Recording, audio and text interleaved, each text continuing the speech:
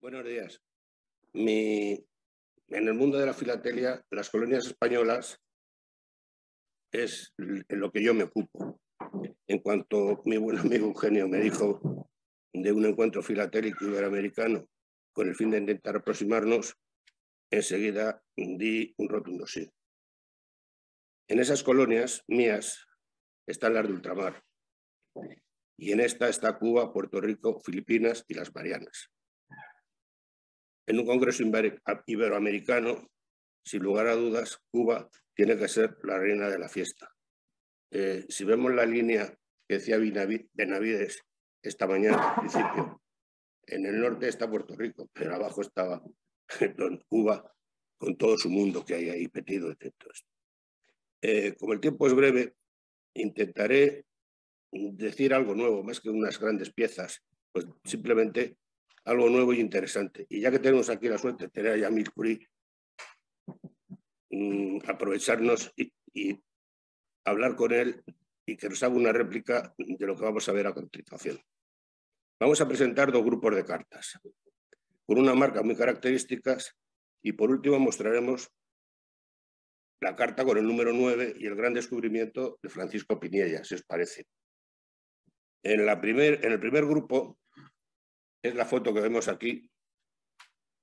Aquí hay una serie de cartas con las letras G,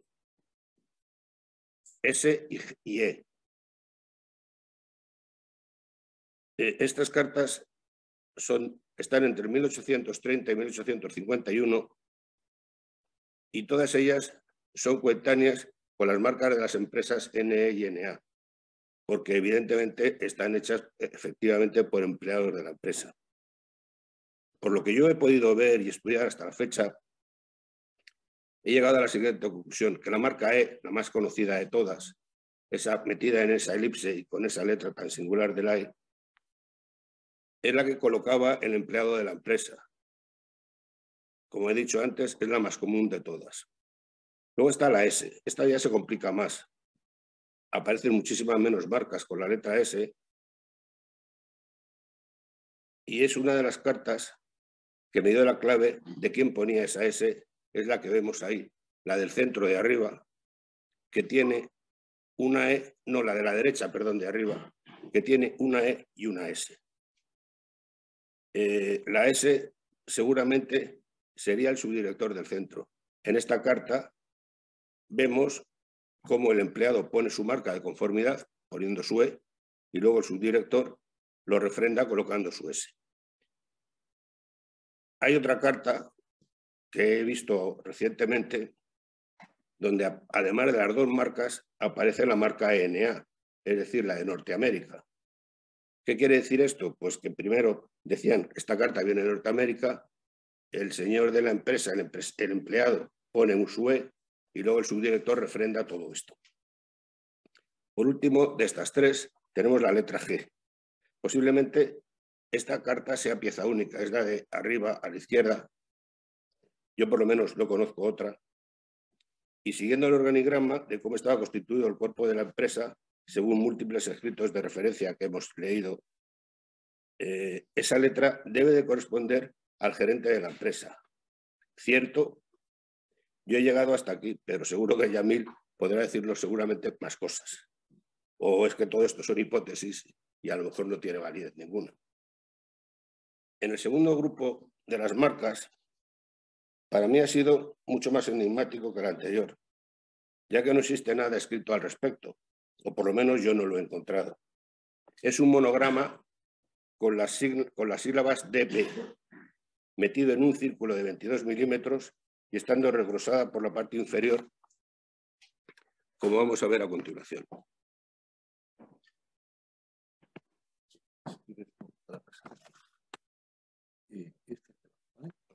Este hacia abajo. Ah, vale. Bueno, aquí tenemos la primera carta que consigo hace ya 5 o 6 años.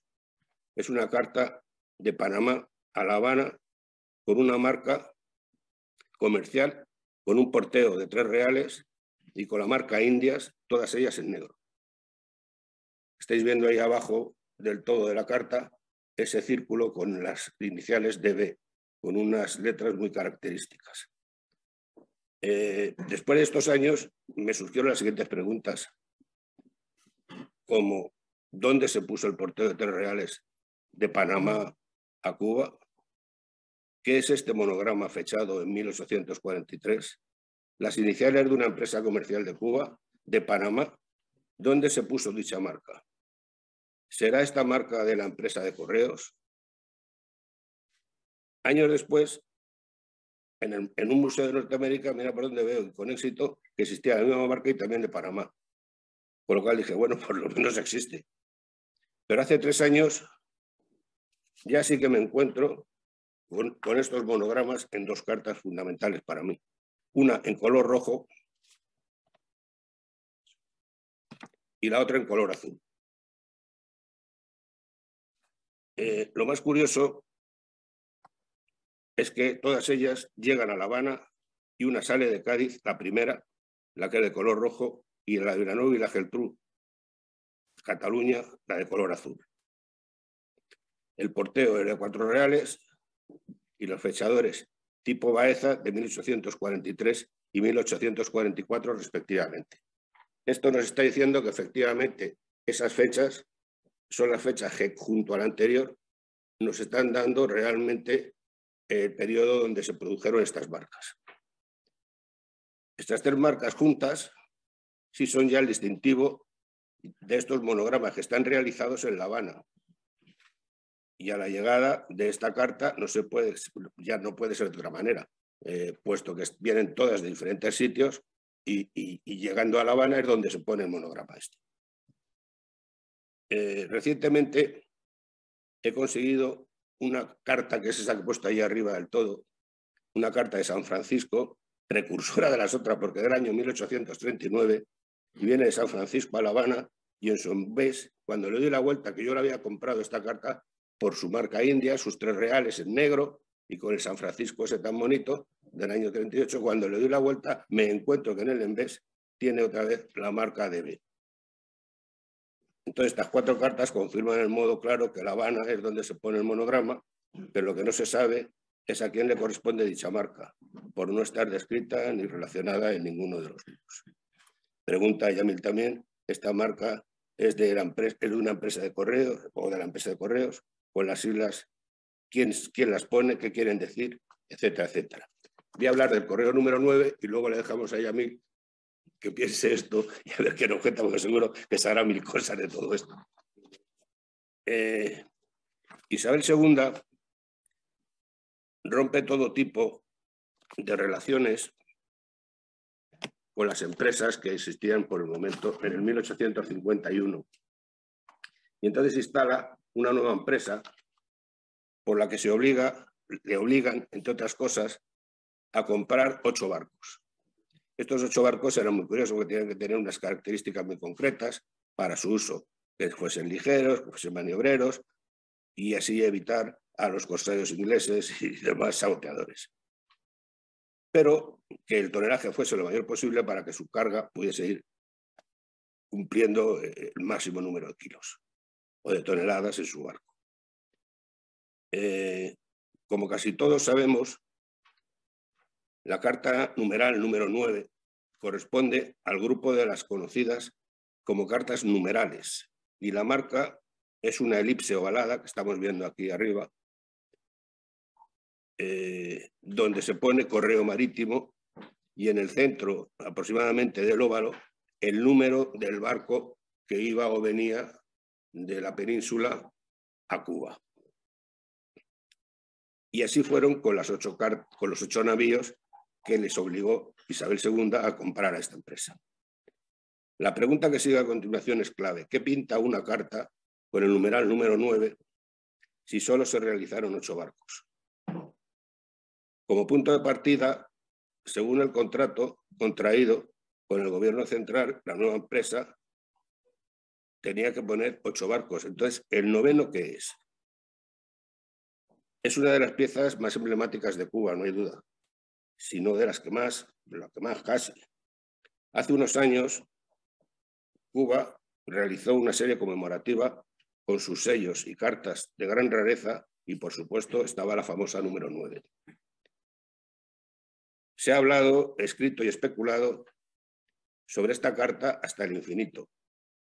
Y en el boletín de Spamer del año 91 en Buenos Aires, el investigador cubano Roberto Resende afirmaba textualmente: ¿cómo se explica la aparición de una carta con un número 9 si no se realizó viaje alguno con ese número? A partir de ese momento empezaron las especulaciones y las hipótesis, coincidiendo casi todos los investigadores que esto era un error humano. El cancelador tenía un rodillo móvil donde se ponía el numerito después de tener el correo marítimo y con tan mala suerte que el número 6 giró 180 grados y se convirtió en el número 9. Esto era realmente lo que todo el mundo decía. Yo cuando conseguí esta carta, realmente la carta en sí era fea. Entonces tuve que abrirla mucho, leerla mucho, estudiarla mucho, para llegar a aprender que esta carta al final era maravillosa, como ahora vamos a ver. Francisco de Piniella, Paco Piniella, historiador, amigo y estudioso, como todos sabemos, se le ocurrió ir a las fuentes directas, investigar y estudiar los partes oficiales de vigía. No los partes esos que llegaban resumidos a Madrid, de que habían barcos que salían de Cádiz o que venían de Cuba y que iban a La Coruña, sino realmente en las generales de Indias de Sevilla y de Cuba en La Habana. Y eso es lo que permitió descubrir el misterio famoso, el parte oficial de vigía. Ahí hay un parte oficial de vigía que no creo que se lea. Ahí de Cádiz, domingo 28 de mayo de 1848, bergantín español de 160 toneladas, curiosamente no ponen el nombre del bergantín, correo número 9, al mando del capitán José Luis de los Merceros. Por cierto, llevaban sanguijuelas y llevaban ciertas cosas. Entonces la carta presenta un fechador de Baeza, le estábamos viendo, lo podemos ver anteriormente. ¿Veis ese círculo a la derecha? Es un fechador de Baeza. Es del año 48, mes mayo, no se lee el día, pero sí que coincide con lo que hemos visto antes del parte oficial de vigía, que es de mayo de 1848. Esto ya me empezó a ir gustando más, ya empecé a ir estudiando la carta, y cosa que yo no suelo hacer nunca, que es abrir las cartas por dentro, salvo que merezca la pena, pero por respeto un poco a los viejos estos que escribieron sus cartas, me encuentro con lo siguiente.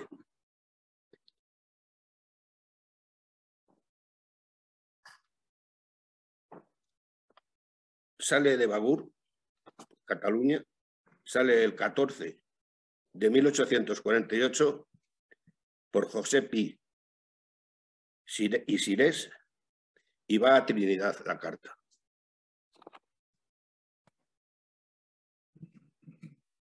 Ahí arriba,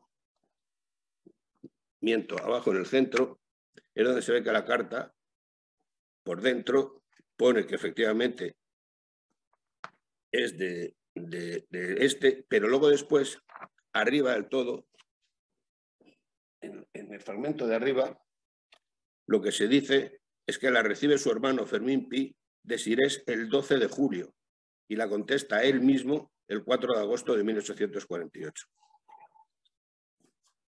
Bueno, es bonito ver cómo toda la trayectoria de la carta, y qué bonito sería encontrar esta segunda carta de vuelta, que sabemos que la mandan, pero no sabe nadie que la tiene ni dónde está.